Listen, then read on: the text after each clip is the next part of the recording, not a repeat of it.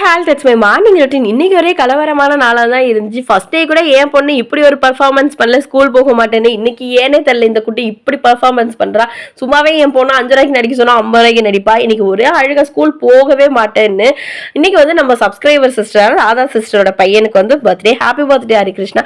பாப்பாவுக்கு வந்து இன்னைக்கு லஞ்சுக்கு வந்து லெமன் ரைஸ் தான் பிளான் பண்ணியிருந்தேன். நிறைய கடலை பருப்பு, நிலக்கடலை, முந்திரி இது எல்லாம் போட்டு வச்சிருந்தேன்.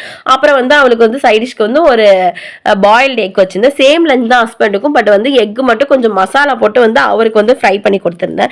பெருசா வந்து இன்னைக்கு ஸ்நாக்ஸ் எதுவும் பிளான் பண்ணல. ஏன்னா ஆஃப்டர் லஞ்ச் தான் வந்து அவங்களுக்கு ஸ்நாக்ஸ் கொடுக்கறதுனால சும்மா லைட்டா இருந்தா போதுங்கிறதுனால 2 பொட்டுக்கடலை முட்டையும் கொஞ்சம் மிச்சரும் வச்சு கொடுத்துட்டேன்.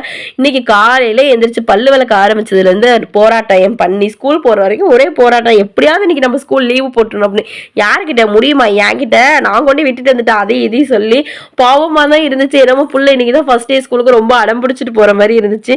கஷ்டமா இருந்தாலும் என்ன பண்றது, நமக்கு கஷ்டமா இருக்குன்னு வீட்டை வச்சுட்டே இருந்தா படிச்சிருவாளா அவ. நெக்ஸ்ட் ஒரு இன்ட்ரெஸ்டிங்கான வீடியோல பார்க்கலாம். அது வரைக்கும் கீப் வாட்சிங். பை.